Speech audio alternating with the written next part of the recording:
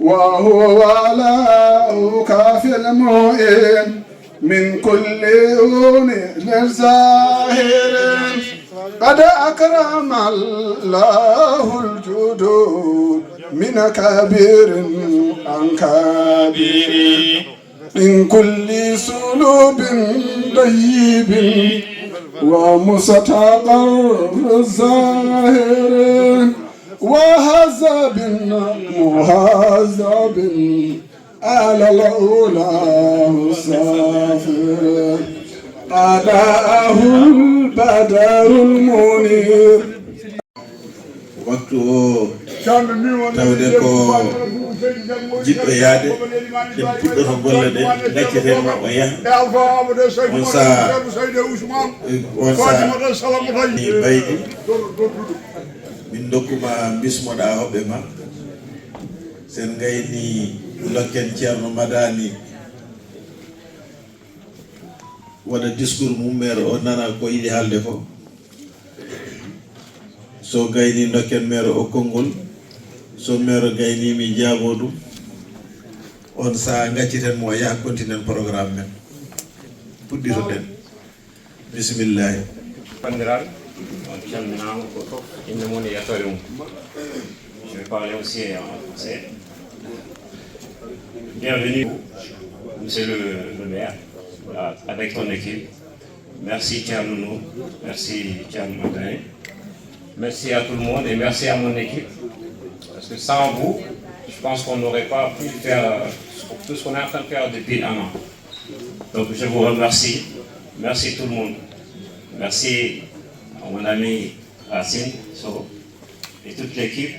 de la mairie et tout le monde. Mi salmini mawɓe fof mi juurim ɗumen kadi mi ñaagimon duwaw kadi on beltanama on mbiyama bisimilla on ko adi fof ceerno merci mi weltanimama kadi weltano Ama Seck mo yettani sababu ha yettude Allah so jimi jooɗima ɗo hande ko Ama Seck par ce que kanko noddi kam o haalde ceerno o waɗi kam président gila mi tinani donc oɗon mbawami tan ko waddemo remercier min gona haalawɓe no fewi noon kono fallait que mi haal ɗum et remercier monsieur le maire avec son équipe. On vous dit merci. Franchement, tout a été facile pour nous. Tout a été facile, du début à la fin. Et je sais que les années à venir, ça va être la même chose. Donc merci beaucoup. Voilà. Assalamu alaikum wa rahmatullahi ta'ala wa barakatuh. Pour la suite, comme monsieur le maire est ici et qu'il est pris par son agenda, on va vous donner la parole pour que vous puissiez, après mon discours, on vous donnera la parole. Et puis ensuite, Thierno Nourou vous répondra. Et puis après, nous, on va dérouler notre programme. C'est pour ne pas vous retenir plus longtemps. D'accord? Merci beaucoup. Donc, assalamu alaikum wa rahmatullahi ta'ala wa barakatuh. Bismillahirrahmanirrahim. Au nom d'Allah le très miséricordieux et clément, louange à Allah, Seigneur des mondes et des cieux. Que la bénédiction et le salut d'Allah descendent sur le plus parfait des créatures, le prophète Mohammed sallallahu alayhi wa sallam, ainsi que toute sa famille et ses compagnons. Que la baraka et les bénédictions de notre prophète Mohammed sallallahu alayhi wa sallam descendent sur Cheikh Ahmed Tidjane et couronne des connaissants et sur son calife, Cheikh Oumar Foutiyou Tall, grand combattant de l'islam, propagateur de la Tidjaniya en Afrique noire, ainsi que l'ensemble de ses califes qui lui ont succédé, Muqaddam et disciples. Monsieur le maire, mesdames, messieurs les membres de l'équipe municipale, après ces invocations, nous adressons notre remerciement et notre gratitude à Allah de nous avoir donné longévité et santé pour être présents aujourd'hui dans la belle et accueillante ville de Mantes-la-Jolie pour la première conférence de Ziara Rendo Cheikh Omar en Europe sur l'œuvre et la vie de Cheikh Oumar Foutiyou Tall. Sous le haut patronage bienveillant du khalife général de la famille omarienne, Thierno Bachir Muntaga Daha Tall, et la supervision éclairée de notre guide moral, de Rendo Thierno Nourou Cheikh Oumar Tall, de retour d'une tournée triomphale aux États-Unis pour la mise en place de cellules Rendo dans plusieurs États américains. Lors de cette tournée aux États-Unis, il a été honoré par la mairie de Philadelphie et par le Sénat de Pennsylvanie qui ont décidé d'accompagner Rendo dans ses actions au niveau des États-Unis. Nous sommes réunis donc à ce jour pour célébrer non seulement notre diversité culturelle, mais aussi notre engagement indéfectible envers les valeurs de paix, de fraternité et de spiritualité qui animent notre association Rendo. La première édition de cette conférence de cet après-midi revêt une signification particulière car elle témoigne de notre capacité à transcender les frontières géographiques et culturelles pour nous rassembler dans un esprit d'unité et de respect mutuel qui constitue une étape importante dans le développement de notre association qui a atteint sa pleine maturité et un rayonnement international.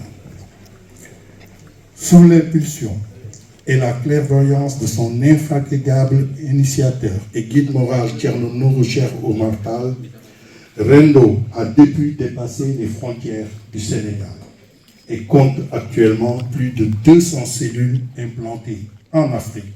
en Europe et en Amérique, regroupant environ 25 000 membres et sympathisants à travers le monde. 26 ans, c'est-à-dire un quart de siècle de développement, de massification et d'action conforme à la vision de Cheikh Oumar Foutiyou Tall, dont les enseignements et le soufisme ont marqué de façon indélébile l'humanité. Le but de Rendo, comme son nom l'indique, est d'unifier ses membres autour de la vulgarisation de l'œuvre et de la pensée et du soufisme de ce saint homme en tant que guide spirituel et consolider l'amélioration du niveau de vie des populations avec comme objectif principal de rétablir le message authentique de l'islam basé sur des valeurs universelles que sont la paix, la concorde et le respect de l'autre et un comportement exemplaire qui se rapproche le plus de celui de notre prophète Mohammed, paix et salut sur lui. La conférence d'aujourd'hui marque le lancement d'une série de conférences qui sont programmées sur 2025 et qui sont préparatoires d'un grand colloque international de Rendo qui est prévu en mars 2026 au siège de l'UNESCO à Paris et qui sera consacré à l'héritage universel de Cheikh Oumar Foutiyou Tall. Ensuite, il y aura une conférence à Lille le 27 septembre et une conférence à Como en Athénée le 4 octobre. Cheikh Oumar Foutiyou Tall, en résumé quelques instants pour vous dire qui est ce personnage, incarne une figure incontournable, un homme de paix, de dialogue entre les cultures et les peuples, dont le rayonnement s'est étendu à travers le continent africain et au-delà. Son héritage, riche et multidimensionnel, s'illustre par la propagation d'un islam soufi en Afrique et ses contributions à la littérature religieuse de la Oumma islamique. Son rôle historique a été prépondérant dans l'intégration africaine et sa grandeur s'est exprimée à travers de plusieurs facettes. Je vais en citer quelques-uns. De tous les personnages donc célèbres de l'Afrique subsaharienne, il est celui qui aura laissé la plus grande impression dans toutes les générations. Même si certains n'ont retenu de ce géant de l'histoire qu'un savant hors pair qui parlait plusieurs langues, que des parcelles de sa personnalité, qui était soit vu comme le grand chef militaire conquérant et fondateur d'un empire musulman qui s'étendait du Sénégal à la frontière nigéro-camerounaise, en passant par la Guinée, le Mali, de l'Atlantique à Agadez, de la forêt au désert, préfigurant l'actuel CEDEAO, faisant face à l'expansion coloniale française pour apparaître ensuite aux yeux des nationalistes africains comme le symbole de la lutte anticoloniale et le précurseur de l'intégration africaine et du panafricanisme. Homme multidimensionnel, en tant qu'Africain noir, il a été reconnu pour son savoir encyclopédique qui transcendait les frontières géographiques et culturelles. Ses voyages en Libye, Égypte, Palestine, ainsi que dans d'autres endroits, ont montré un peu sa capacité à faire valoir la négritude et son savoir. Il a été invité par rapport à ça à diriger les grandes prières de vendredi à la mosquée d'Al-Aqsa de Jérusalem en Palestine, une tâche inédite à l'époque pour un homme de couleur parmi la littérature religieuse de plusieurs ouvrages, parmi les plus célèbres figure Al-Rima, le livre des lances, qui résume sa pensée et son soufisme. Safinatou Sadati faisant ainsi partie des premiers auteurs ouest-africains, l'intellectuel le plus brillant de tout le 19e siècle en Afrique noire. La bibliothèque de Ségou,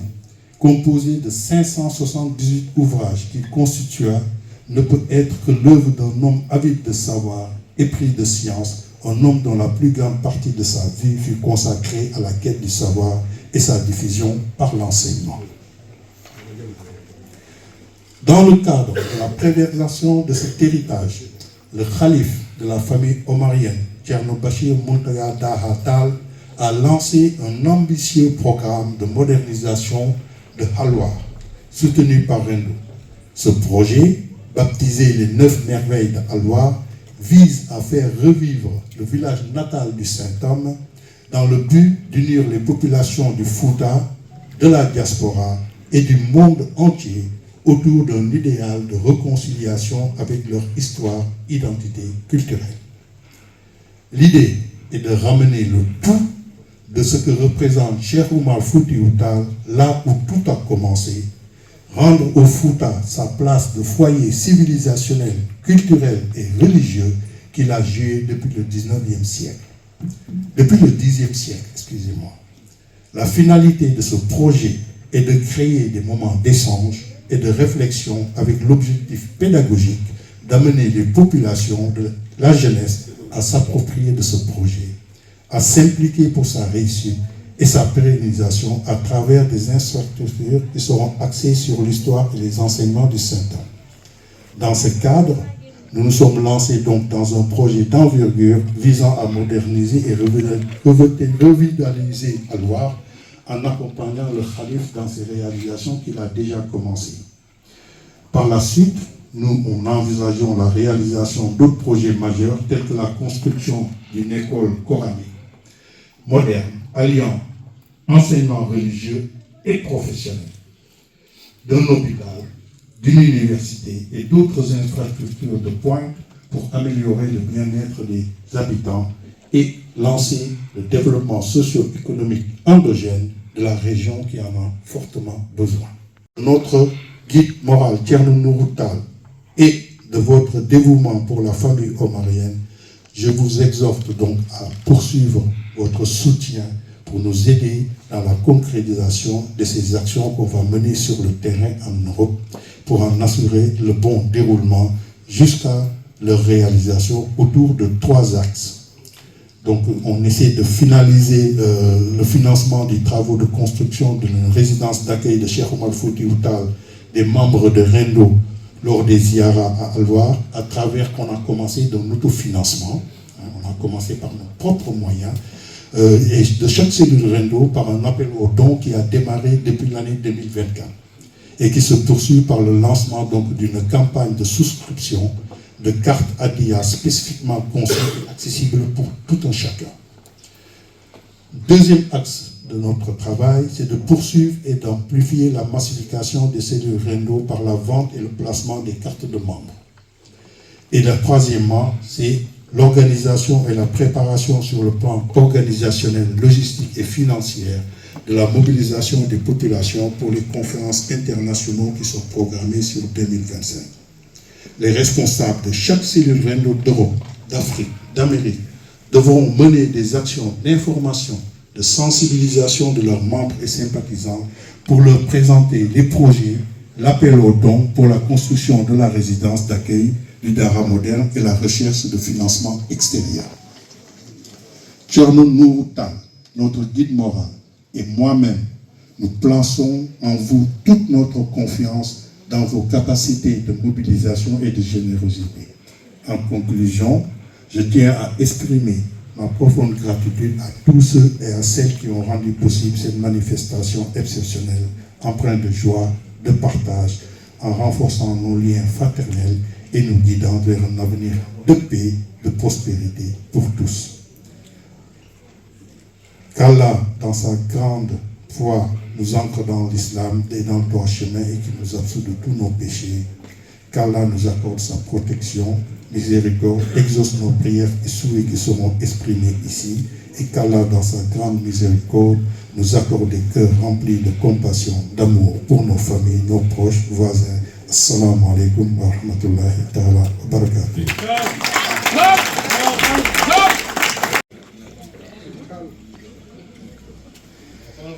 Donc là, je vais lire assez rapidement une synthèse du discours que mon frère a fait pour vous. Et puis ensuite, on vous donnera pareil et on va vous libérer parce que je sais que votre agenda est chargé. Hein. Vous êtes très bien, d'accord. Donc, Monsieur le maire, équipe municipale, chers partenaires, chers invités, c'est avec une immense joie et une profonde gratitude que nous tenons aujourd'hui à Mantes-la-Jolie à l'occasion de cette grande conférence organisée par l'association Rendo Cheikh Omar Foutiyou Tall.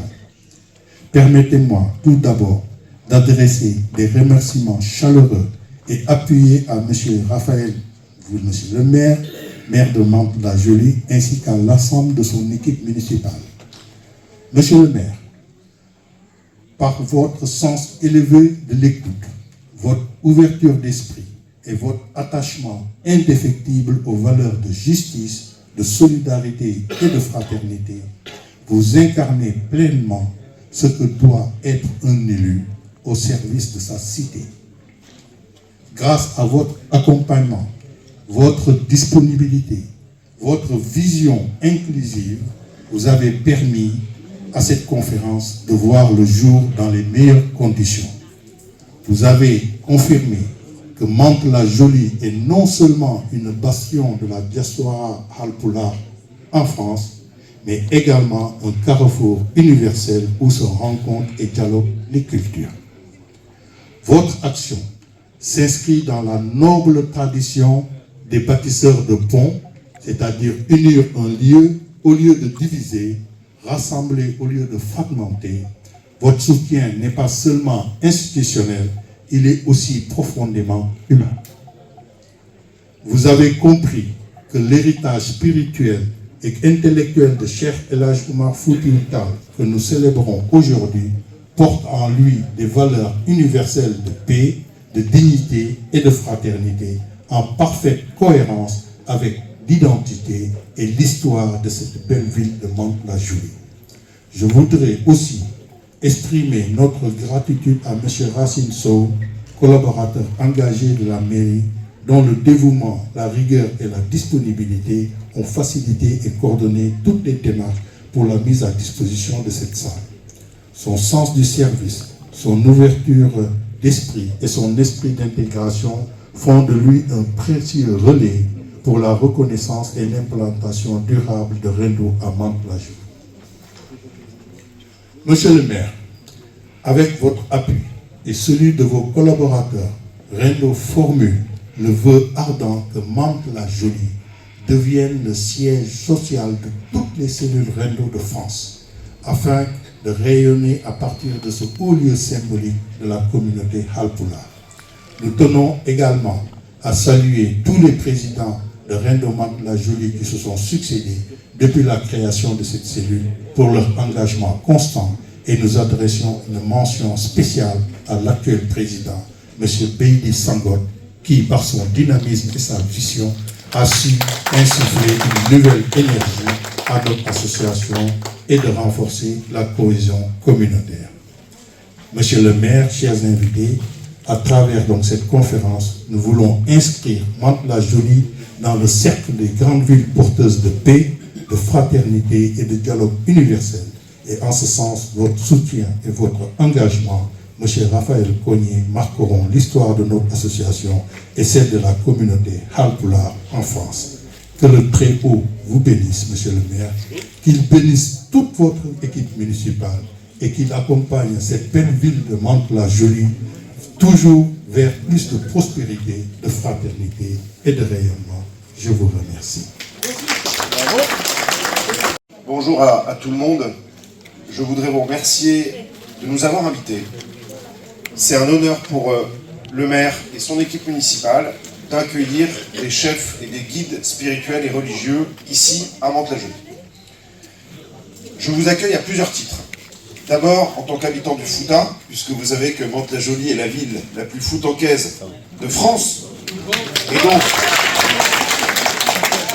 j'y suis moi-même allé plusieurs fois, et on est toujours très bien reçu. Et quand on est bien reçu dans le Fouta, on se dit qu'il faut bien qu'on reçoive aussi nos amis du Fouta quand ils sont en France.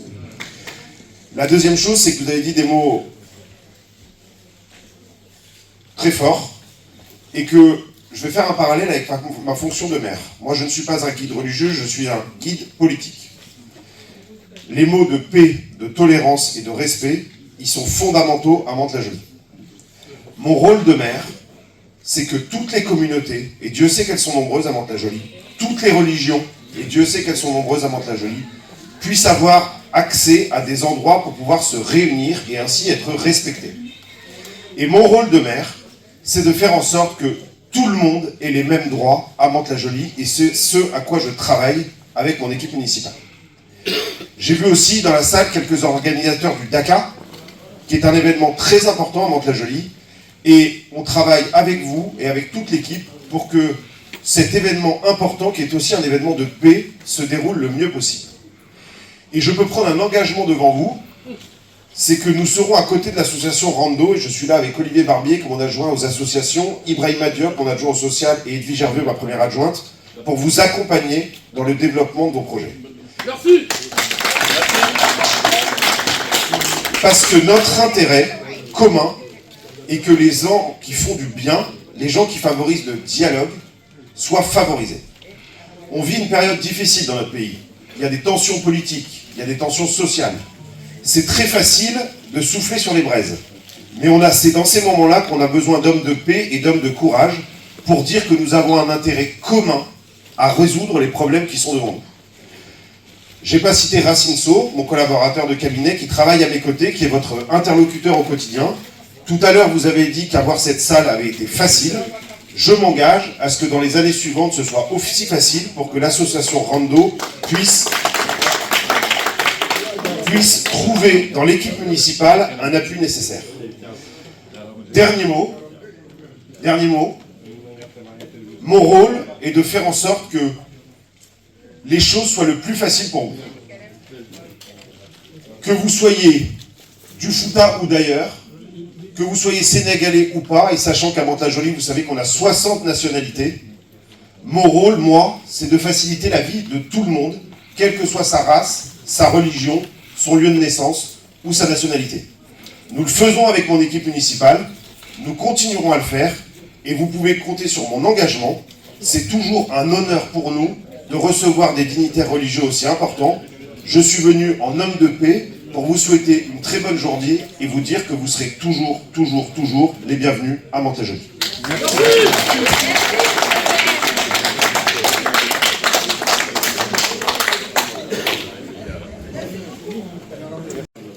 Je vois qu'il y a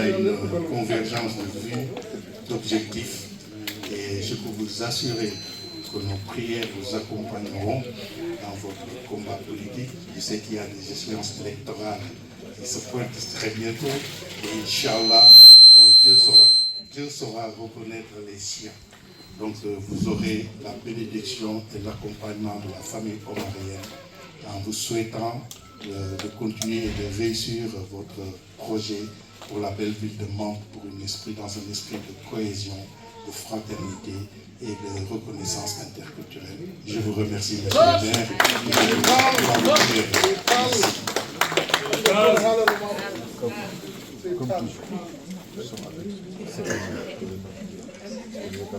D'honneur de votre venue, vous êtes bienvenue comme vous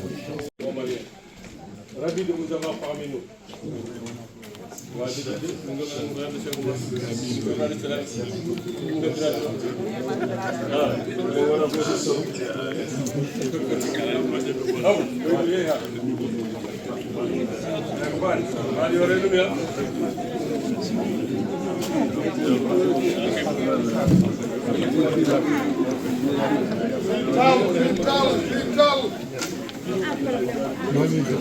Alhamdulillah. En plus maire suñu garti programme poɗɗen fuɗɗorade ni yarenno foti yarude. Au revoir, monsieur. yimɓe ko Allah wi pellal jaɓi jogi hen goyde hen jaɓi welti Umar Cheikhi Umar wa ceerno Fuuta e julde fof hay Fuuta huɓɓe nurma yeyni Umaru woni nende men woni baaba an nde janggo fof woni taccugol woni jawtugol jara Umaru hay jinne gandal habroyi faami Umar hay diwri sarkiti teddini Umar e Fuuta jeeten Allah jeeten Cheikhu Umar nde won noddi jam sakti Umaru doniɗo ɓamtal Fuuta gonga e gonga mon gila Murtani ha Sokoto jaɓani Umaru doniɗo ɓamtal Fuuta gonga e gonga mon gila Murtani ha Sokoto jaɓani Umaru almudo dental dente fof sariyaji duɗe Qur'ana renagam Umar o jonima kala almudo dental dente fof sariyaji duɗe Qur'ana renagam Umar almudo Seex Tijjaane de talwi Umar jaɓi gonɗini joɓiti Umar ɓuri hulwinade neɗɗo fof ko jejjitowo hanki nden min jejjitta hanki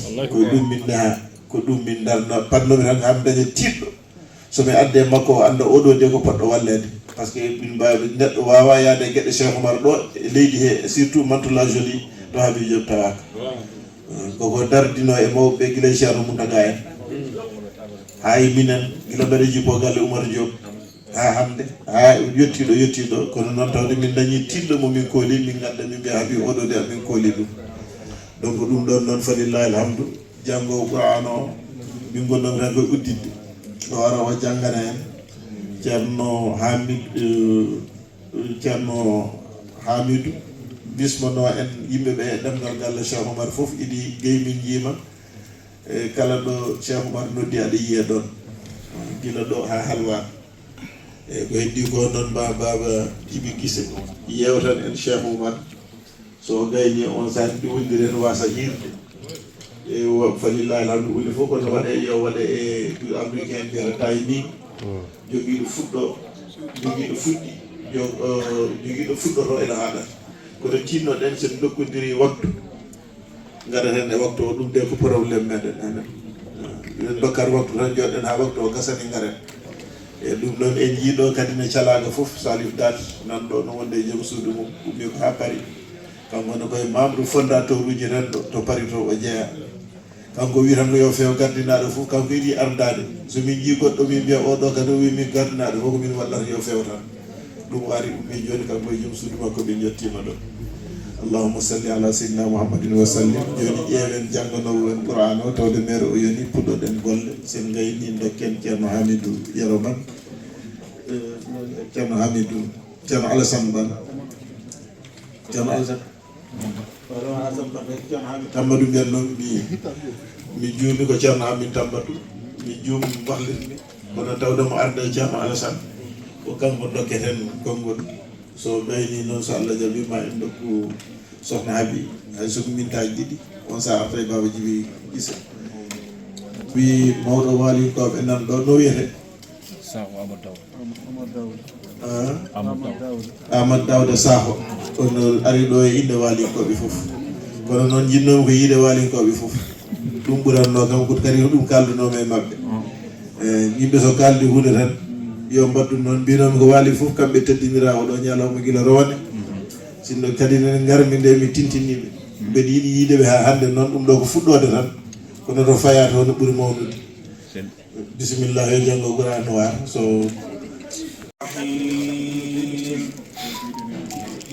الذين آمنوا وعملوا الصالحات كانت لهم جنات الفردوس نزلا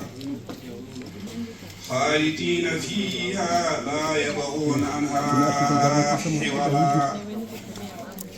قل لو كان البحر مدادا لكلمات ربي لنفد البحر قبل أن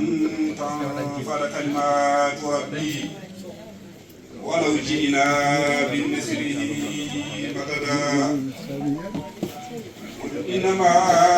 أنا بشر مثلكم يوحى إلي أنما إلهكم إله واحد فمن كان يرجو لقاء ربه فليعمل عملا صالحا ولا يشرك بعبادة ربه أحد. صدق الله العظيم.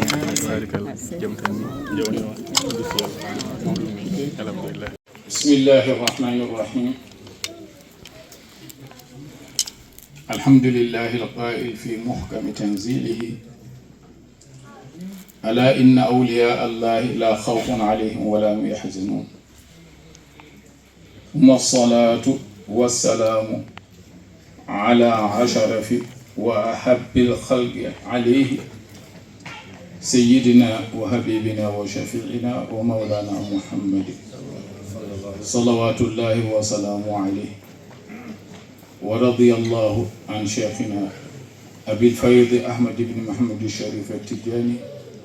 رضي الله عنه وعنا به آمين ورضي الله عن خلفائه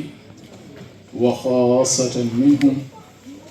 المجاهد الأكبر الكبريت الأحمر سيدنا ووالدنا ومولانا الحاج عمر الفوتي رضي الله عنه وعنا به آمين bandiraɓe julɓe caggal yettude Allah e julde e nelaɗo sallallahu alaihi wa sallam eɗen ƴetta konngol e yamirore ceerno men ceerno Nouru Cheikh Oumar ceerno Nouru Muntaka Daha Cheikh Oumar ceerno Nouru Cheikh Oumar Muntaka Daha Cheikh Oumar en garano ƴettude konngol noon garɗen ko en nani dental Cheikh Oumar te enen noon ken almuɓe Cheikh Oumar kala to nanɗen dental Cheikh Oumar en nototo e dental Cheikh Oumar elle ko enen jeeyi elle ko enen mbaɗante ko Mamadou Thiam oya jaho kanko neldimi e wonde dental ene waɗi ɗo hande kalami ɗum ceerno Alassane e ceerno Samba Soumare min mbi gare jehen notoyeɗen sabu ko enen jeeyi enen en ganda hay nokku ko galle Cheikh Oumar tan ganduɗen koye galle Cheikh Oumar nehiɗen koye galle Cheikh Oumar mawnuɗen ɗum noon sen nani kabaru Cheikh Oumar kala baɗo ɗum ko enen walli ɗum noon gare jehen notoyɗen alhamdulillahi rabbil alamina min tawi ɗo kadi Cheikh Oumar min tawi ɗo ceerno Bachirou lomto Cheikh Oumar sabu Nouru Cheikh Oumar hande kanko woni ɗo Cheikh Oumar men wondude e ceerno men ceerno madani Cheikh Oumar Muntaka Daha Cheikh Oumar e ko Cheikh Oumar ko noon radiallahu taala anhu ko jamanu ene yaha tan geɗe makko ene ɓeydo laftude geɗe makko ene ɓeydo feñde geɗe makko ene ɓeydo yaltude ɗo ha ila yawmi din kala zamanu garɗo Cheikh Oumar geɗe mum ɓurat feñde ko heddi aduna hankadi inchallah la siyama noon e oɗo génération ceerno Nourou en e kanko e miñiraɓe makko hono Cheikh Oumar ceerno Bachir e Cheikh Tidiane mo ceerno Makki e waaɓe noon kamɓe fof to goto fof woni ko feññinde tan Cheikh Oumar ko ɗum woni koyɗe maɓɓe ɗum woni golle maɓɓe jamma e ñalawma Cheikh Oumar noon ñifata e so tawi noon eɗen ganduno haqiqa Cheikh Oumar wallahi en goppata Cheikh Oumar en jejjitta Cheikh Oumar en belsinta ko Cheikh Oumar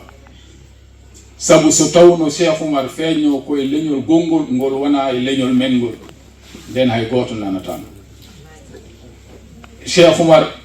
gueɗe ɗe waɗi ɗe no wayi hewde hen gueɗel gotel tan so tawino ceernajo walla khalifajo walla waliyo Allah waɗino ɗum tan hankadi gasi wonta woppe reweta tan ko ha ila yawmi din ene jeeya e gueɗe Cheikh Oumar nde o fuɗɗi jihadi makko omo yalta Sénégal omo naati Mali nde o ari ha Kaay hade makko taccude kuñakaari ɓe juuli ɗon tisbar woni sallifana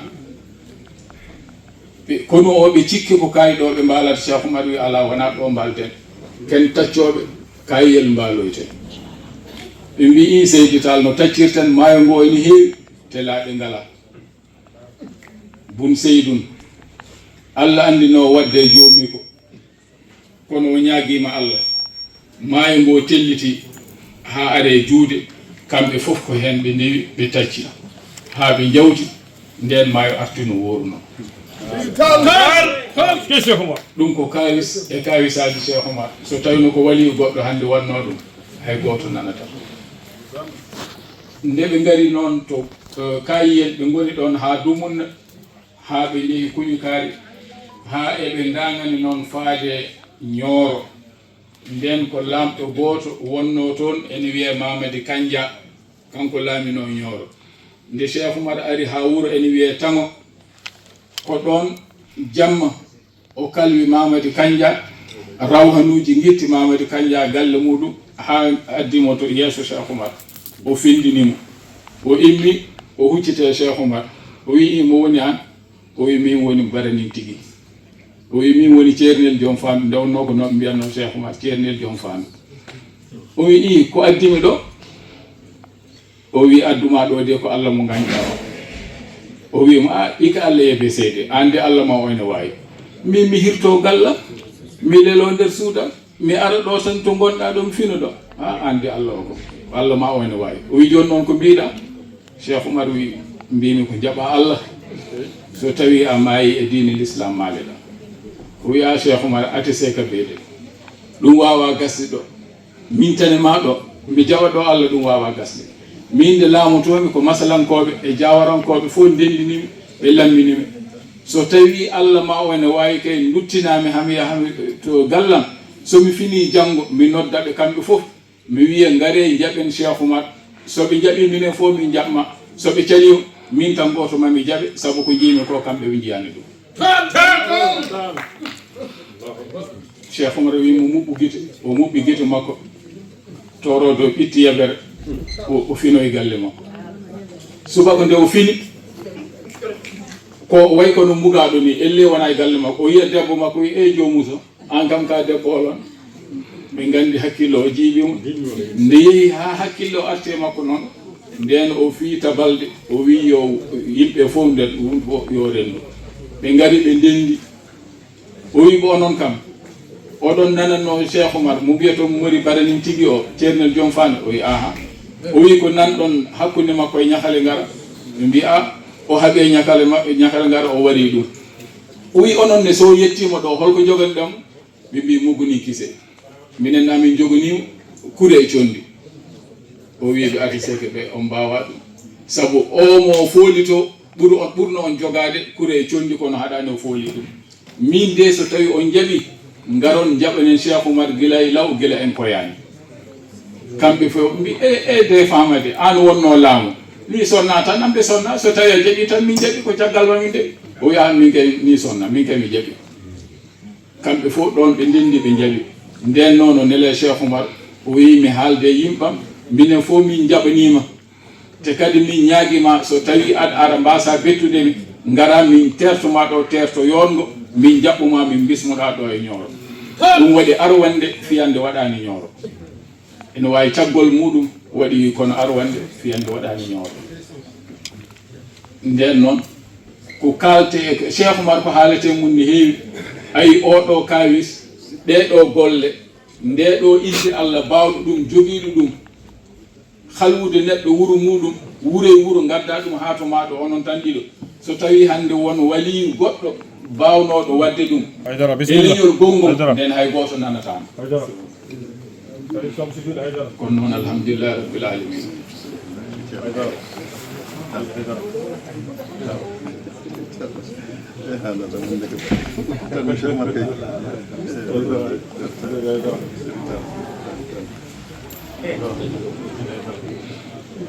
bandiraɓe julɓe oɗon jarloɗo jaafo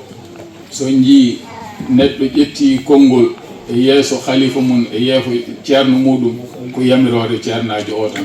so wonani ɗum en ƴettatama ɗo konngol kono yamirore e needi ɓe mbi so ardi e rew yamirore nde ɗum noon en barkinton hen tan wallahi ko haale Cheikh Oumar gasata ene heewi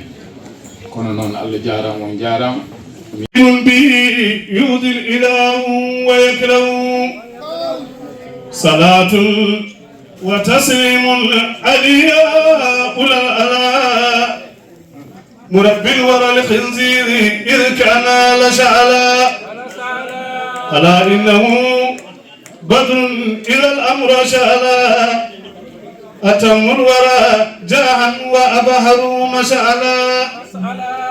وغني نبي له على الجنان مبوم ولله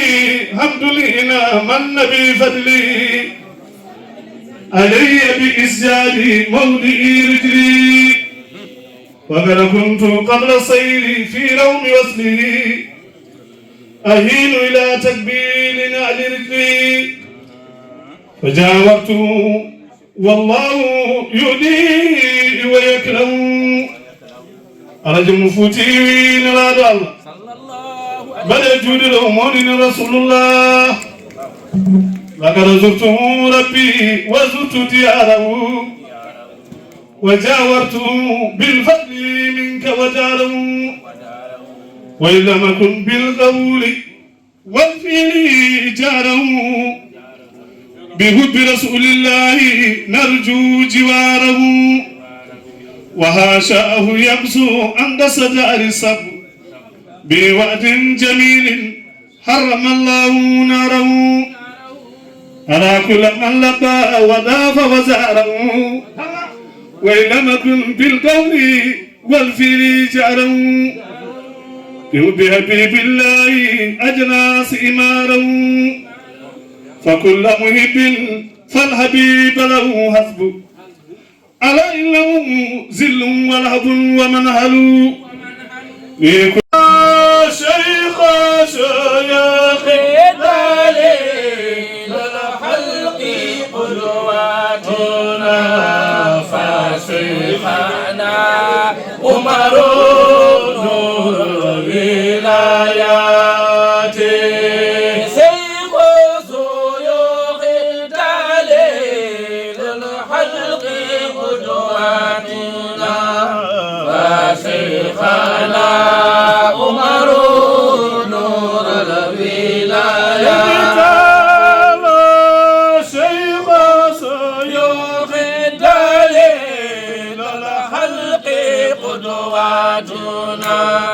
فشيخنا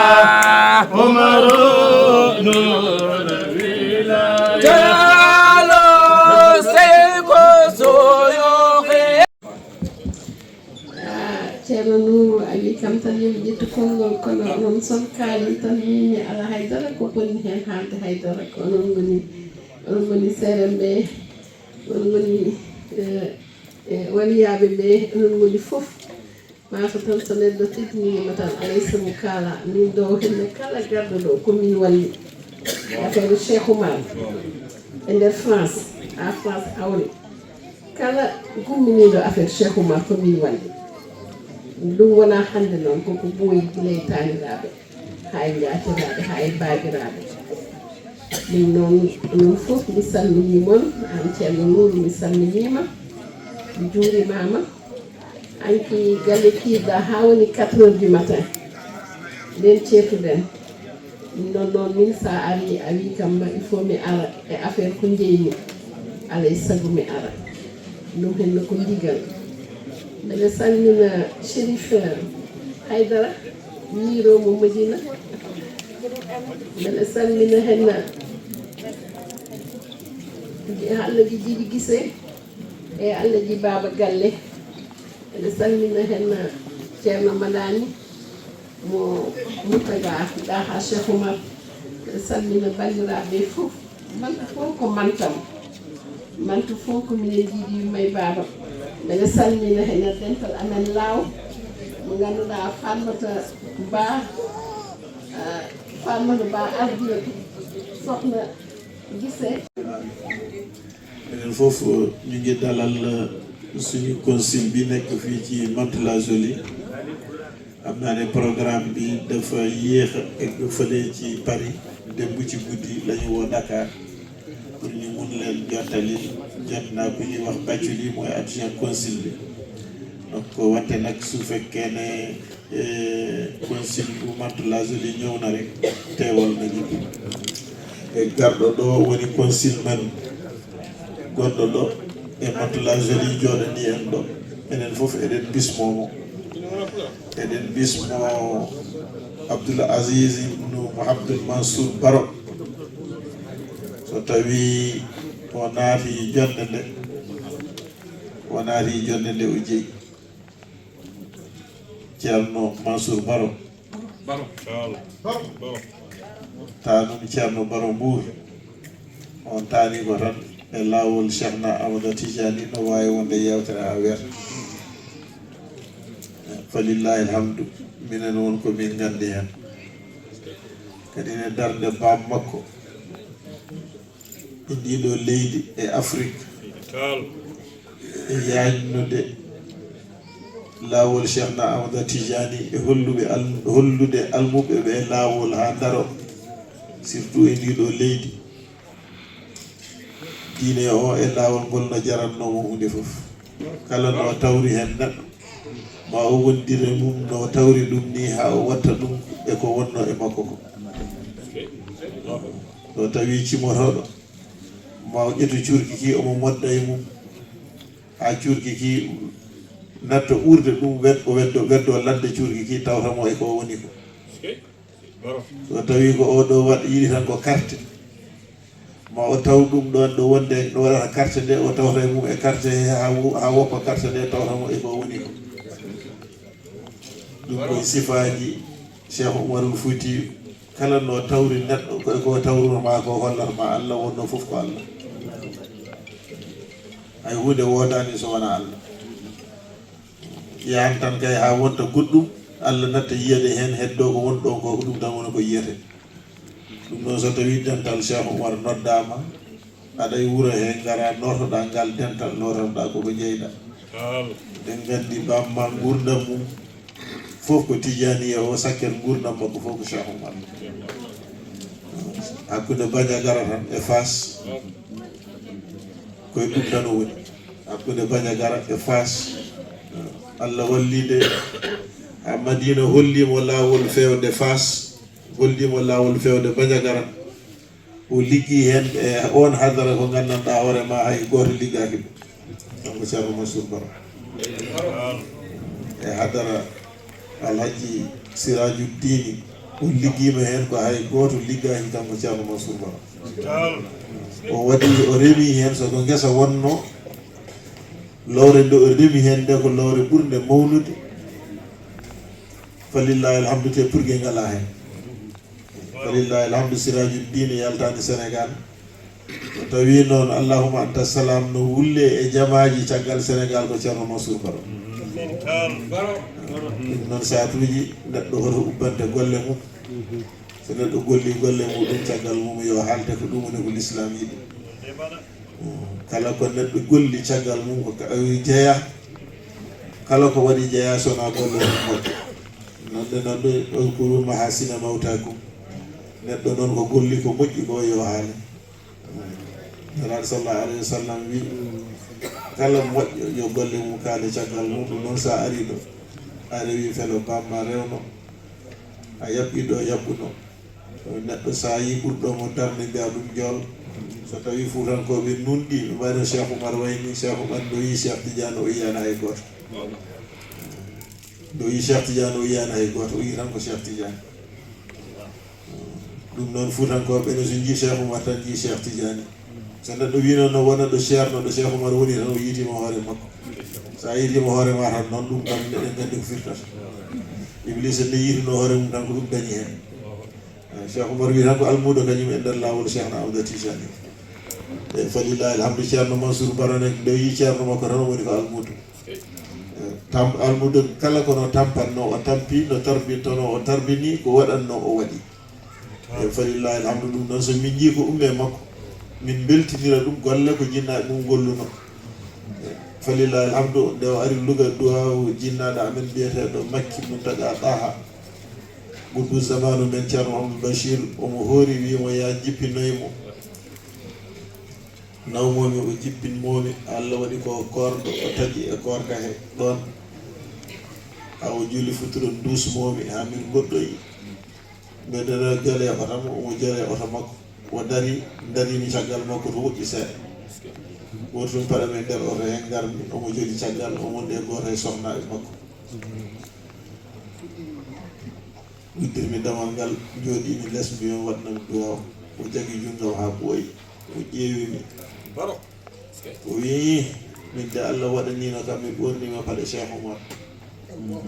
mbeɗa yiloroɗe zamanu o annanema ɓorno paɗe Cheikh Oumar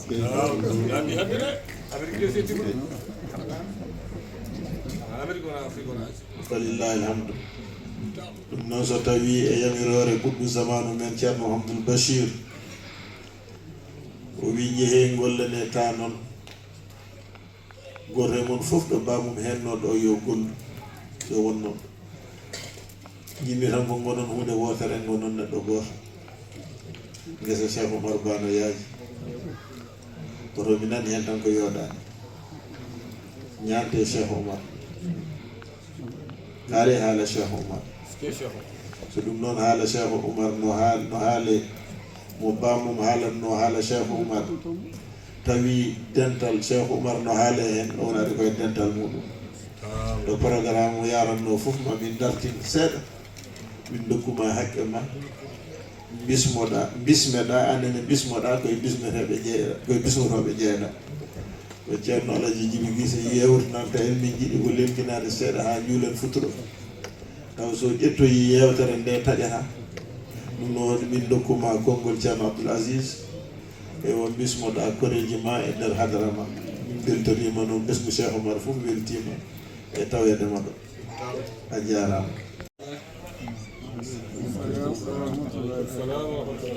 Ceerno Abdoul Aziz o Ceerno Mouhamadoul Mansour Baro ƴettoɗe woodini Allah nde oɗo ñalawma mo tawmi on ɗo oɗon ndendiri ni oɗon ndendiri Allah e nelaɗo muɗum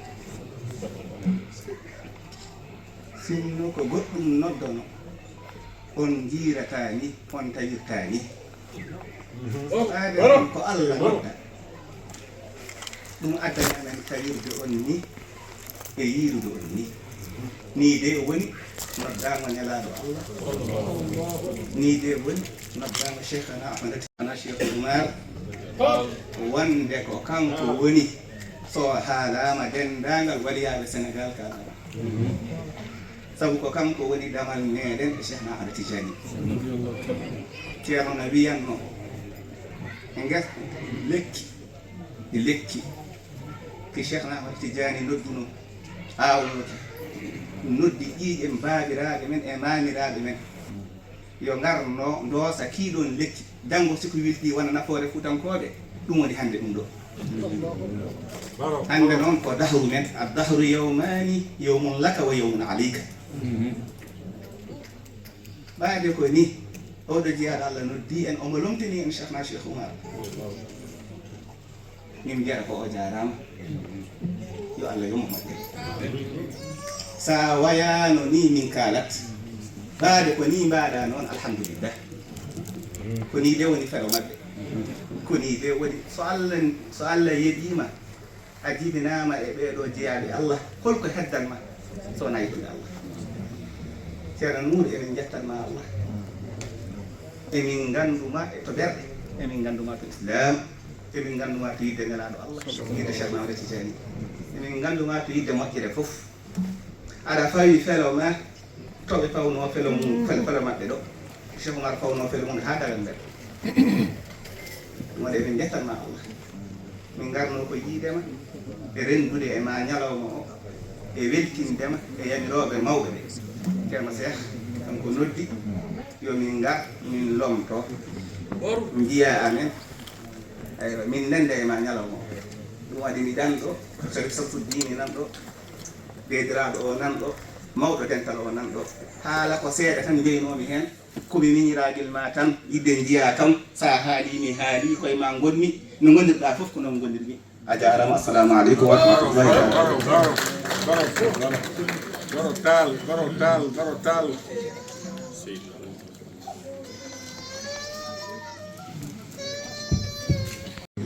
Bienvenue. Por ver teléfono móvil. Pour que tu puisses t'exprimer. Jóg. Su ma dootal.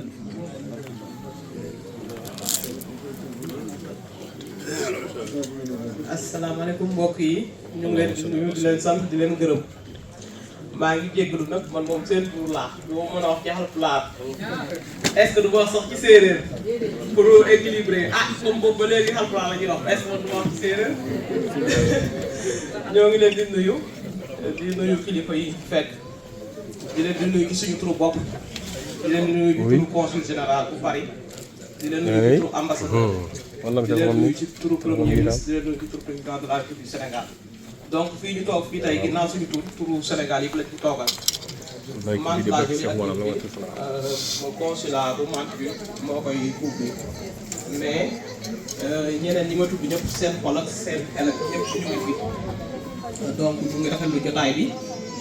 di ñaan yii moom yàlla na fii di sax parce que jotaayu diine moom jotaayu gëneel la ñun aussi consulat bu Mantes bi nekk fii comme ni ma koy faral di waxee Sénégal yi nekk Mantes ñoom ñoo ko moom ñun ay administratifs lañ dañ fiy jaar di jàll comme ni ñu koy waxee ci français les hommes partent mais les institutions demeurent te consulat bu Mantes bi ñu ko fiy def c'était pour gën a jegeel administration administré yi parce que bu ñu xoolee fii ci France ginnaaw Paris Mantes moo fi yëpp ay doomu Sénégal bu ñu waxee Mantes nag dañ ciy maasaale 78 yëpp donc ngeen xam ne daal agence bi seen agence la ngeen def ko seen moomeel di fa ñëw en tout cas papier yëpp dañ ko fay délivrer ba mu desagum passeport ak pièce d'identification nga xam ne c'est des kii d'ordre technique yooyu rek ñoom ñoo amagul Mantes mais yeneen papier yi ci des yëpp jaratul dem ba Paris yooyu yëpp léegi mën nañ ko def à partir de Mantes-la-Jolie donc vraiment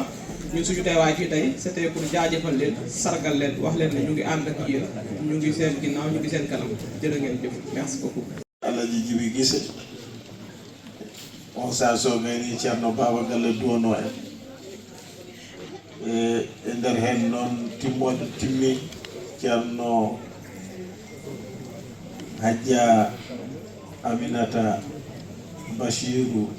Muntaga Daha Cheikh Oumar yettima joni mo wonde mo woni ko sohna Umu Cheikh Oumar Muntaga Daha Cheikh Oumar e sohna Madina Bachiru Muntaga Daha Cheikh Oumar no wayno salo yeeyi hande kamɓe tan e annore nde ɓe gardi nde timmi dental so tawi Cheikh Oumar waɗanama bas e ɓiɓɓe Cheikh Oumar taaniraaɓe Cheikh Oumar rewɓe ngari ɓe tawi ɗo mawniɓe sohna Habi Diop Habi Yero Diop Habi Yero Djelia donc no wayno galle Cheikh Oumar fof ari e sohna Maymouna Tall en gummi ha Rouen e falillahi alhamdu no wayno Normandi fof ari joni yajanta en sona dokken Alaji Djibi woɗe ko yewtani en e gueɗe Cheikh Oumar e yeɗaɓe ɓe ko kamɓe jeeyi e sohna Hawa Dabo wonnane kadi ari o kanko jaatidi galle Cheikh Oumar e ɗo khalifa o kuɗɗu zamanu men ɗiɗi arde woni jaatigi kanko sohna Hawa Dabo falillahi alhamdu ko ɗon ceerno ɗiɗi jippade e nder leydi he so wonani goo kam wona ɗiɗi e jippudeji e jipporɗe galle Cheikh Oumar o jeeya joni yajanta en so wona jamma o nan woɗɗo e waktu mo dokkonoɗen o timmi dokken Alaji Djibi Guissé yewtani en seeɗa e Cheikh Oumar kono foof timmi ɗo ceerno Abdoul Aziz ari ɗo ɓe ceerno Abdoul Aziz ari ɗo ɗon tan falillahi alhamdu jonde nde timmi fof vice consul bi xam naa ne dafa bëgg rëcc wante duñ ko yeewi de toogal rek yow moom kenn du la yeewi tant que jóguñu fi doo fi jóg loolu moom suy boo nga jooy wante fii doo buuse yéen a yore réew mi yéen ay toog ba lekk muccaat bi su ngeen demee ngeen wax communauté bi nan la nekkee parce que gannaaw communauté bi ngeen di gérer dañ ne kenn du leen nettali di xew seen gannaaw maa ñun ñoo bañ demuloo bismillah jàmm ji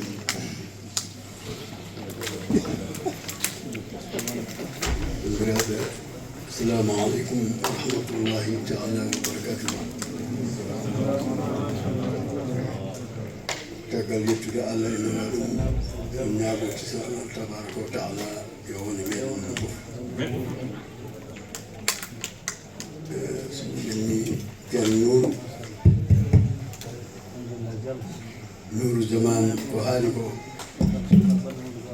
وغيني هالك فوف وتمني فوف. wannan ko kanko ne guide moral renno Cheikh Oumar Fouti Guidel Halwari darde makko nde o dari nde ñaagoten Allah tabaraka wa taala tan ko Allah yettin anni o jaahi rasul sallllahu alih w sallam o ɗaɓɓiti en jewti seeɗa e Cheikh Oumar Fouti ay Guidel Halwari Cheikh Oumar noon so haalama ene wayno fof diine fof haalama ta o gasi heddi ko seeɗa e woni ene wasu ko Allah rokki Cheikh Oumar ko en jiyani goɗɗo mo Allah rokki ko ɓuri ɗum gueɗe nayi jettorɗe Allah ɗe fof kanko tami ɗum e junngo radiallahu taala anhu neɗɗo yettoto Allah ko daawa noddude yimɓe fewde Allah o waɗi daawa neɗɗo yettoto Allah ko khidma o waɗi khidma o ligganima Allah tabaraka wa taala neɗɗo yettoto Allah ko jangguinde o jangguini neɗɗo yettoto Allah ko kurus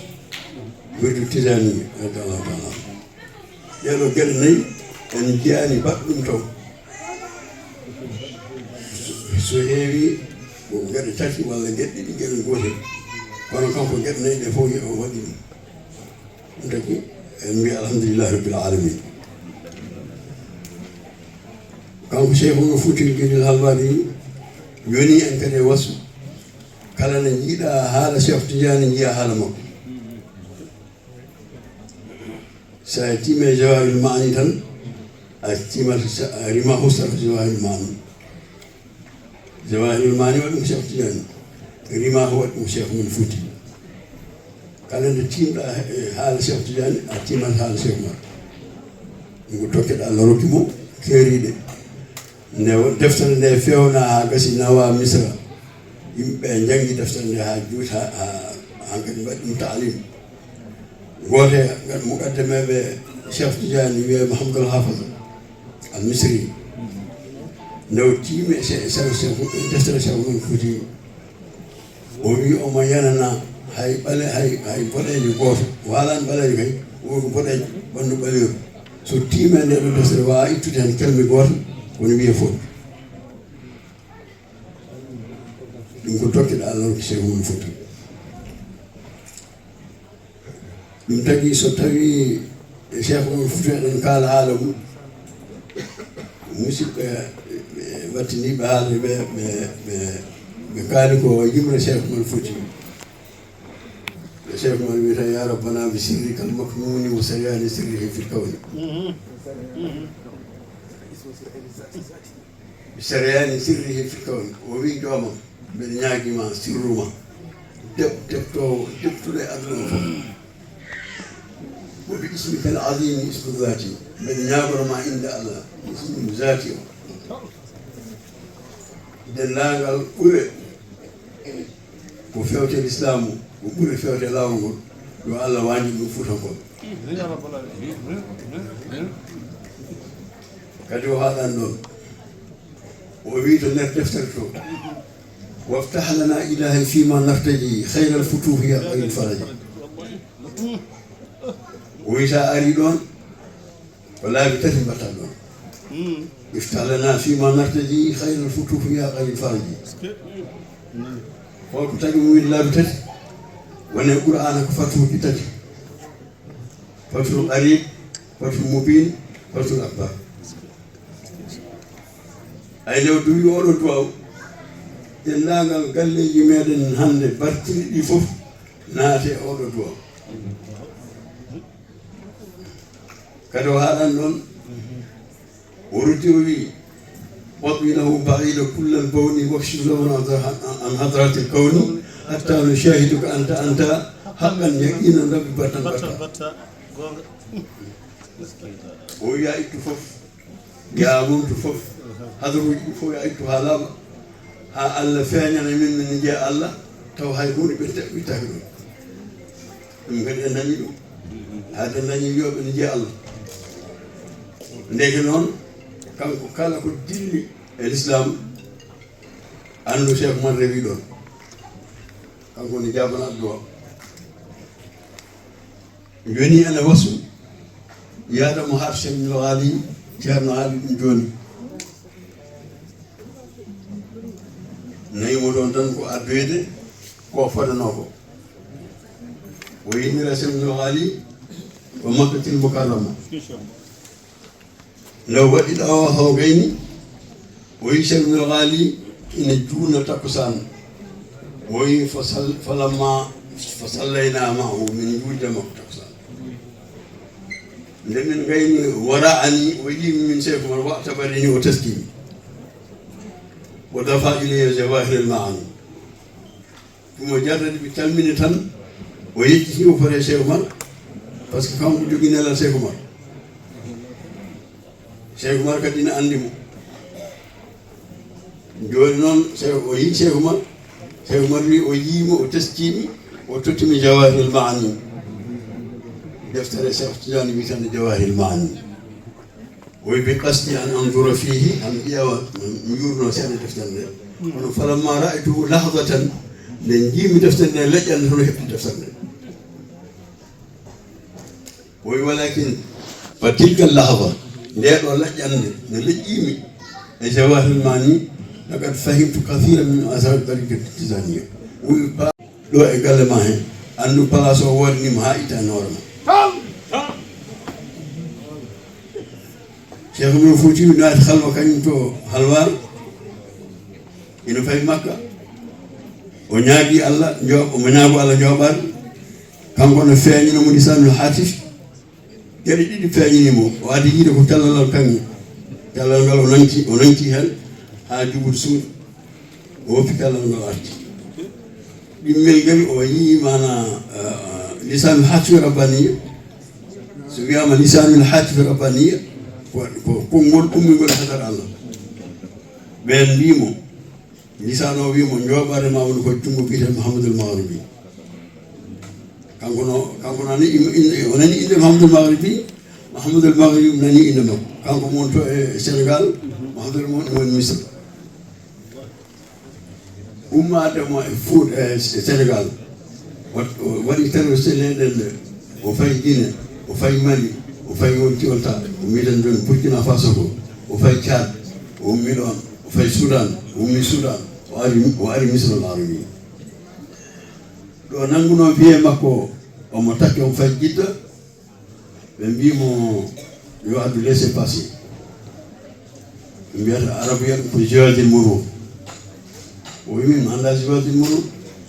ɓe mbimo Joadil Mourou so ala ɗum o takkata maayo ngo o wi hol pewno ɗum ɓe mbimo ruttu misra to wuro to namɗa biyeten Mouhamadoul Maghribi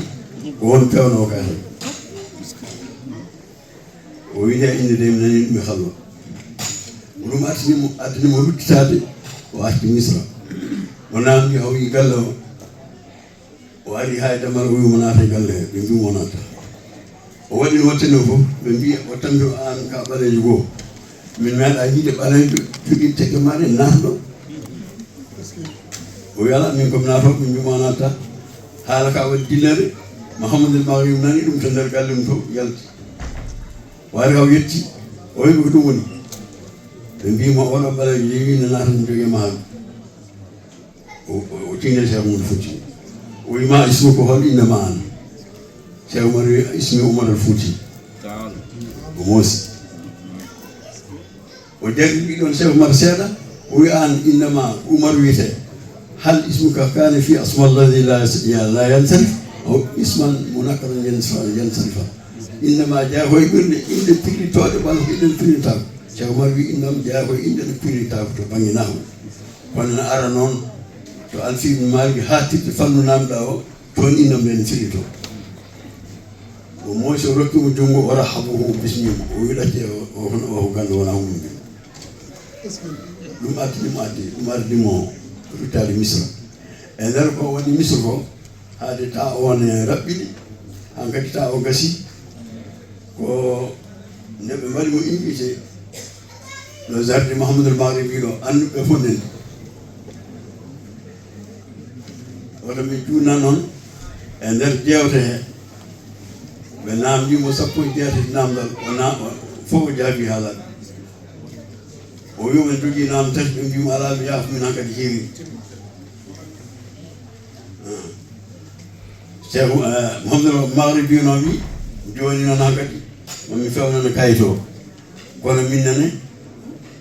mami ɓen jogui hadiya mo dokkat mami hami welto hay simo waru koto ko jiɗɗa ko weeti o addimo e magasin uji tati magasin kanŋe magasin kalis magasin coggi o wi kala ɗiɗo magasin fof itti hen dongle sappo andi ƴewtan dongle sappo kanŋe dongle sappo kalis ani dongle sappo coggi dongle ɗe dongal hen fof o fecci ɗum pecce sappo jeenayɗo o sakki misnoɓe sappo ngal o itti ɗum wona waɗi pecce ɗum dongle ɗe fof ha laaɓi ko ɗum ɗon noon o rendi o nawi to Mouhamadoul Sariful Ghali o tarbini ɗum woni o wi walqaytu ilayhi ɓiyadi wa adaytu lahu nafsi o baqitu ahdam lahu nokku momi fittandam desnumomi ɗum ɗo warogalam tottumomi kettimi ɓe ɗon maccuɗo galle o mbeɗa jogano galle duuɓi tati eyyi nde duuɓi tati ɗi timmi noon ko ceerno Nourou Jamano haalno joni ko ɓe mbaddi ɗum tawi e nder duuɓi tati ɗi heno waɗi sarfa jawahir mani o heno windi mana rimama e nder duuɓi tati ɗi kanko Cheikh Oumar jofle altine e alkamise fof ko goɗɗamo yo Allah juuti hen ɓallu ma moƴƴina hen battane ma kadi minen paama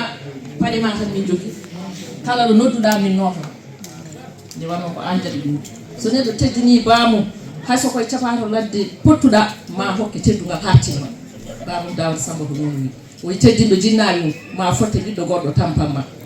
kadi wadɓe ɗum ɗo ɓe min beltanima on so wona hande ñalawmaji ɗino mbayi hewde ni minen miiro hay goto heddotoroko toon min gara min gaddanma ɗum gati aɗa jari ɗum aɗa haaldi hen min mbima Seydi Tall ko gonɗa e dow mum ko yo Allah juutnu ha juuta hamin gonde Allah e nela ɗum hamin gonde ma sabu ma teddinde jinnaɗo ma o Seydi Tall min beltanimama kono feewi kadi kala ɗo galle Saykou Oumar wonno min ne hokkimi teddugalam ha timmi kala ɗo galle nelaɗo Allah sallllahu alayhi wa sallam wonno ene hokkimi teddugalam ha timmi ɗum noon fudde nde koɗo ceerno Bassirou Mountaga ɗo so jubbol lamminima sa fini subaka yiilo e nebam buja hen kadi sukunuma tagui wima Seydi Tall hamin beltanima kala e gueɗe kala ɗo gonɗa minen e ma gondi Seydi Tall on jarama bandiraɓe onon fof mi salmini on kala gonɗo ɗo hay goto hen mi woppani salmini mi calminade tedduɗi onon joni ɓe ɗo ɓe mum mi wawa limtude inde kono onon fof on calminama gati so neɗɗo tawama ɗo hankkadi jeeyama e hirde he jeeyama e galle he jeeyama e fedde he ɗum noon mi salminima hasino ade men yaade projection o eɗen ciftina yimɓe tan sababu dental ngal eɗen duwono torodo mbo o ummi ko hanki Dakar ala ko addimo sona ñalawma nde mbimi Ama Sakke yo ƴewanam jeunesse Mantoula Joly o rendini ɓe kamɓe fof galle makko ko ɗon hunde fuɗɗi ko kanko toroɗo mbimi yo rendinanam sagataɓe rewɓe ɓe ko nden golle ɗe puɗɗi ɗum noon toujours ha hande neɗɗo ko golle mum tan caggal nde ƴettuɗen Haby Diop e Ama Sakke ma en dettu kadi no toroɗo e golle mum toroɗo a jarama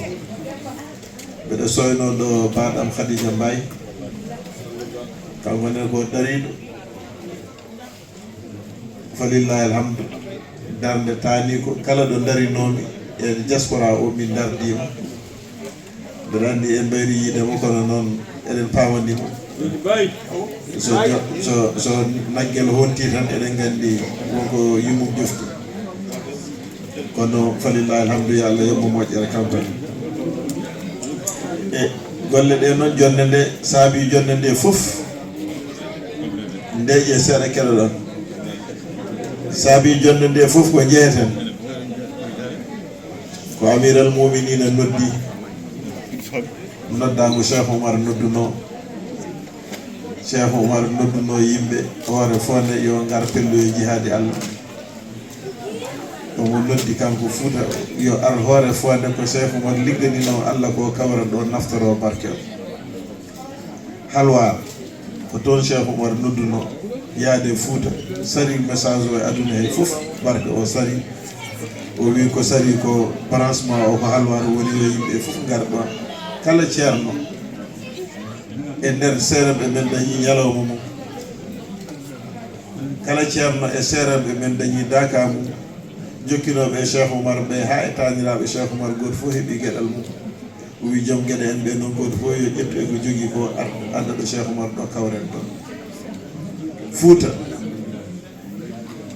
ñalawmaji batteɗi ɗi fof watte ko caggal Fouta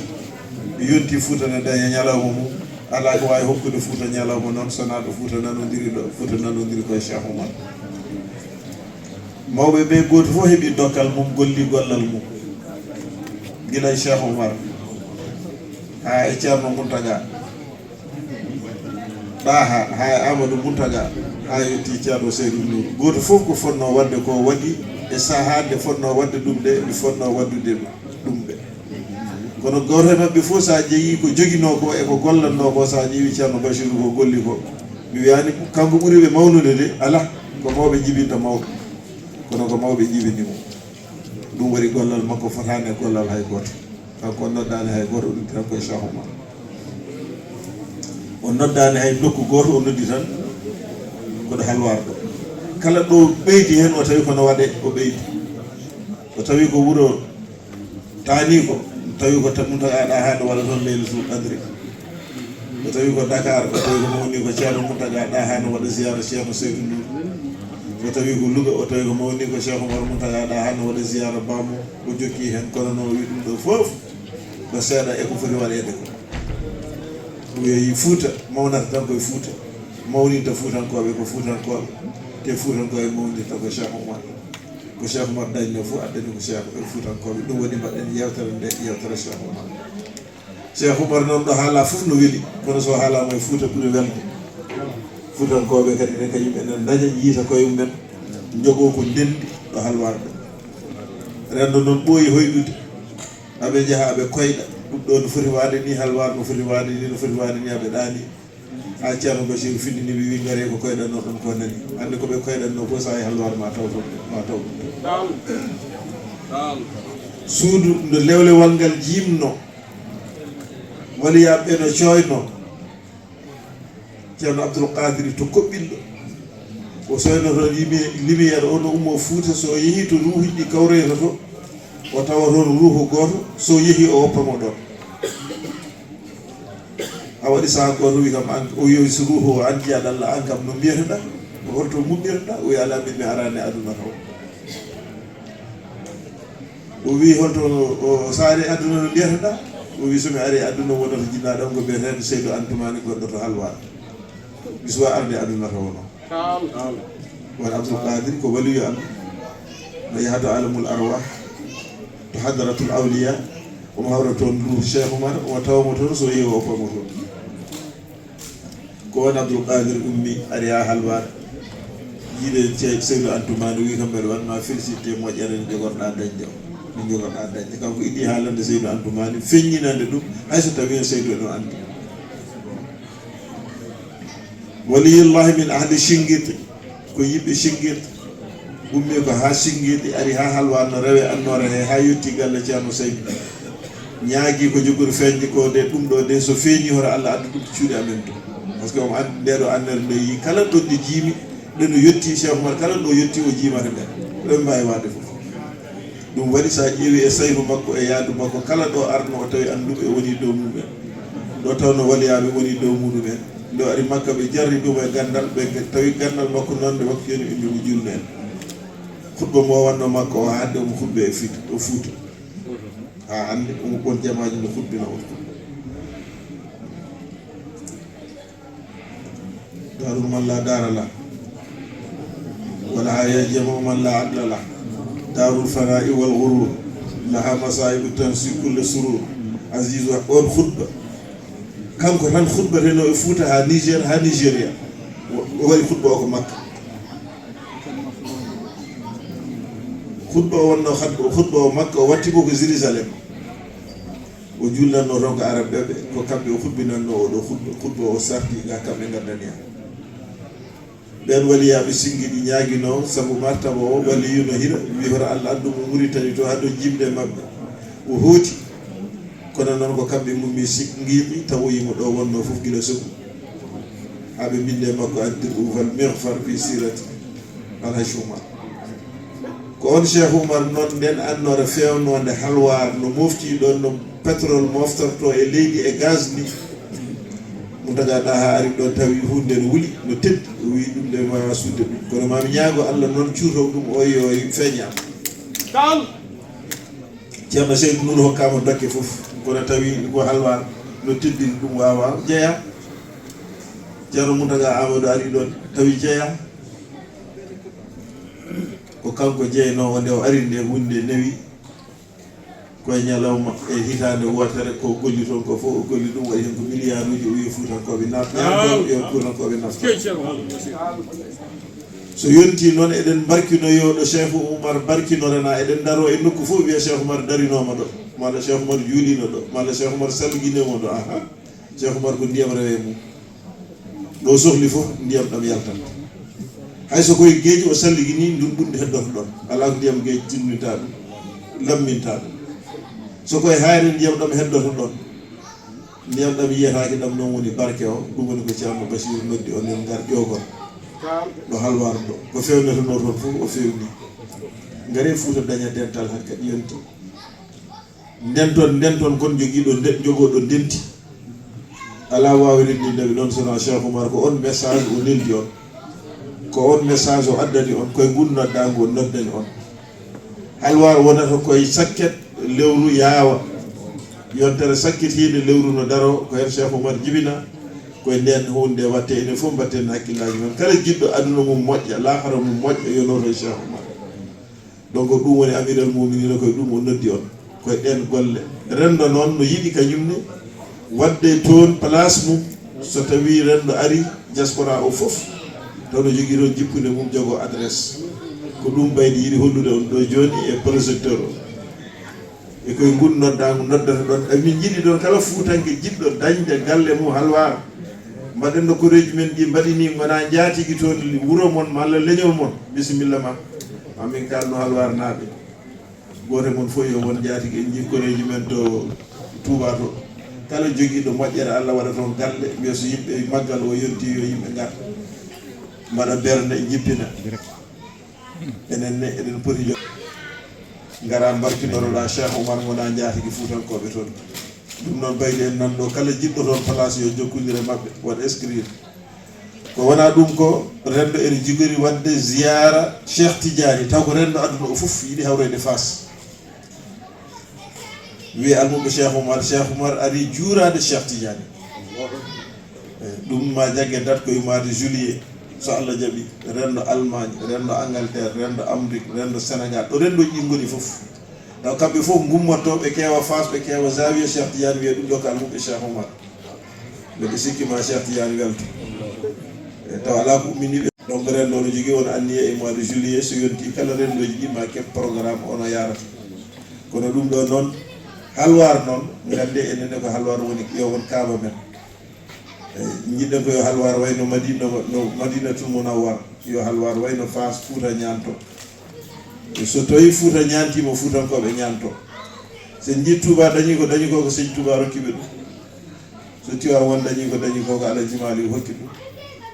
Alaji Mali so dañi ko ko Cheikh Oumar feññini ɗum seigne Touba ko Allah Cheikh Oumar feññini ɗum sen duttima Cheikh Oumar en gartirima ɗo Fouta ɗo tan dañi ɓuuri koɓe dañi ko eɗen gondi ɗo e sohna mo gandanɗa sohna ami kañum jogui barmeji ɗi sosoɓe e liduɓe garɗo halwar fof so Allah jaaɓi nden mbiyannoma koye garowo fof yo addon rewɓe ɓe yo addon lacciri mum e butel mum ndiyam tawi koye jihaadi gonɗen kono sohna ami noon kala jiɗɗo ñamde kam ha reedu mum heewa barmeji nan toon kanko jogui kanko sohna ami Bachir oɗo garɗo toon fof ñamata jarat hay minen rendo so defi ko deftanta min hayso min defani ko addanta min ko noon ɗum noon Seydi Tall a waɗi no mbaɗannoɗa kala ɗo darinoɓe an miñe en e mawne en on darima ɗon enene moon gonɗo ɗon o falillahi alhamdu oɗen ñaago Allah noon taydi aɗa wawi wadde projecté enen fof fuɗɗode on nani ko maire o wi wonko jiɗɗen wadde ko wona e oɗo sal jiɗɗen wadde ɗum ko fayi arde ala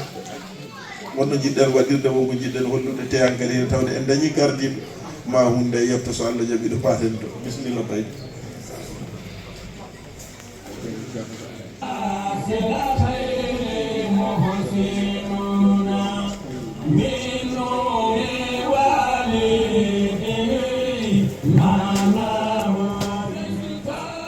Rendo est une association d'entraide islamique culturelle et de développement. Elle est créée le 19 août 1998 au lendemain du bicentenaire de El Hadji Omar Al-Foutiyou Tall, grande figure emblématique de l'islam au Sénégal, en Afrique et dans le reste du monde arabo-musulman. Halwar, la ville natale de Cheikh Omar Al-Foutiyou Tall, est considérée comme une cité lumière. Elle abrite 9 lieux de culte dont le sanctuaire Temple de la Lumière en nombre d'une superficie de 500 hectares. Dans le cadre des projets de Rendo, une imposante mosquée pouvant accueillir jusqu'à 46 000 fidèles sera édifiée à Halwar. Elle sera accompagnée d'un centre de conférence moderne de 2500 m² capable de recevoir plus de 2500 participants. Parmi les projets phares, figure une grande bibliothèque avec 40 000 ouvrages provenant du monde entier, à l'instar des universités de Al-Azhar de Caire et de Bethany. D'ailleurs, une université d'une capacité de 1500 étudiants, une école coranique moderne et un centre de formation professionnelle seront construits pour préparer l'insertion des étudiants dans la vie active. Pour héberger les visiteurs, un palais résidentiel sera construit afin d'accueillir les délégations officielles, les pèlerins ainsi que les membres de Rendo venus des 4 coins du monde.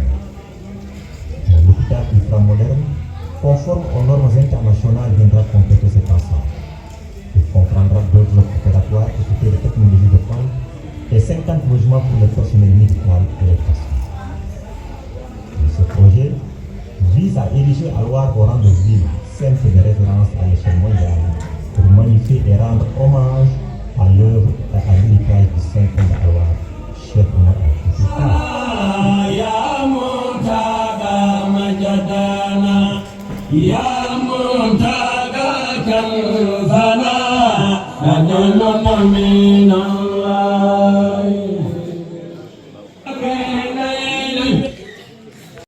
mataw ko joni Allah holli en lawol caggal nde oɗo équipe dari falilal hanki no wayne hankkadi ne lawol dañama damon ɗudditima inchallahu hitande arore nde ɗum ɗo ko fuɗɗode kono noon ma golle ɗe ɓuuri yajde eɗen ƴetta assistante o foof e darde mabɓe par ce que gila 14 heures aɓen ɗo e 14 heures ha 19 ha 21 heures no juuti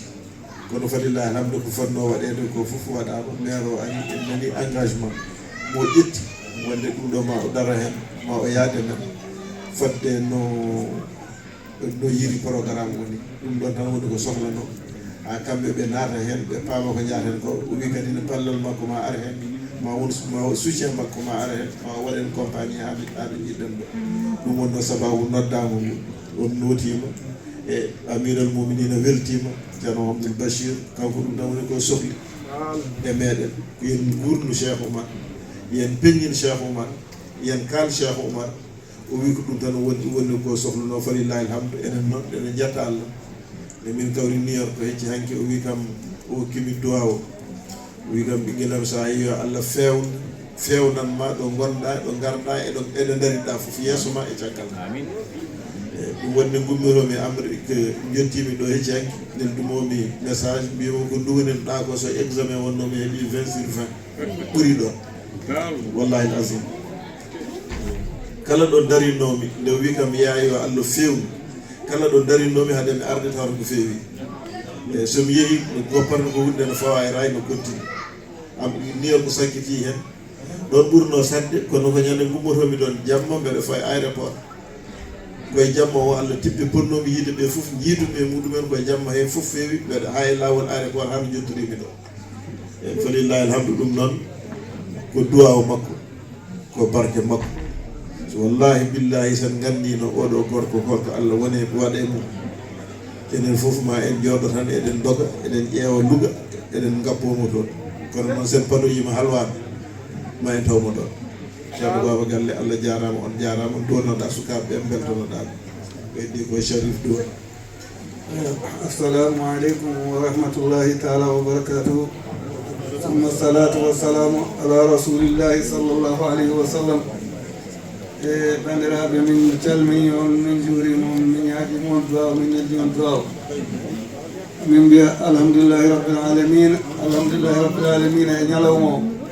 ñalawma seydina Cheikh Oumar radiallahu taala anhu mantula dolinaɓe en mbiyama bisimilla ñalawma bisimilla ma Cheikh Oumar bisimilla ma e ko ngabduɗa ko jogoɗɗa fof ɓe mbima bisimilla ma mi ñaago Allah subhanahu wa taala yo Allah tabitin ɗum yo Allah yettin anniyaji men ganni ɗon yo Allah yettin ɗum minen kam inchallah min kam komin liggotoɓe seydina Cheikh Oumar radiallahu taala anu kala ko adda e moƴƴere la seyyama Cheikh Oumar minen ko caggal mami goni ma dama min guuri amin celli kala ɗum heeɗi mamin gara min kawra hen min ñaago Allah yo Allah nawa ɗum yeeso sukaɓe Mantoula Zulinaɓe onon yo Allah yoɓon jubdi moƴƴiri maɓɓe jogiiɓe organisation ɓe onon kala ngal feƴƴiɗon min dowɗo ngala kala komin jiiɗi waɗɗo e wuure ko onon daroto onon sukaɓe yo Allah yoɓon jubdi moƴƴiri maccamen yo Allah ɓu camen kamɓe wawa yimɗintude yo Allah yoɓ المضي ولا المجيء إلينا ولو نشاء لطمسنا على أعين فأصبحوا بالصراط فإن يبصرون ولو نشاء لمسخناهم على مكانتهم فما استطاعوا بنا ولا يجوزون اللهم أنت أمرتنا بدعائك ووعدتنا بإجابتك ودعونا كما أمرتنا فأجبنا كما وعدتنا يا ذا الجلال والإكرام إنك لا تخلف الميعاد اللهم صل على سيدنا محمد الفاتح لما أغلق والخاتم لما سبق ناصر الحق بالحق والهادي الى صراطك المستقيم وعلى اله حق قدره ومقداره العظيم اللهم صل على سيدنا محمد الفاتح لما أغلق والخاتم لما سبق ناصر الحق بالحق والهادي إلى صراطك المستقيم وعلى آله حق قدره ومقداره العظيم. اللهم صل على سيدنا محمد الفاتح لما أغلق والخاتم لما سبق ناصر الحق بالحق والهادي إلى صراطك المستقيم. عمر بشيرنا وارث عن جده عمر بشيرنا وارث عن جده عمر بشيرنا وارث عن جده عمر بشيرنا وارث عن جده عمر بشيرنا وارث عن جده عمر بشيرنا وارث عن جده بشيرنا وارث عن جده عمر بشيرنا وارث عن جده عمر بشيرنا وارث عن جده عمر بشيرنا وارث عن جده عمر بشيرنا وارث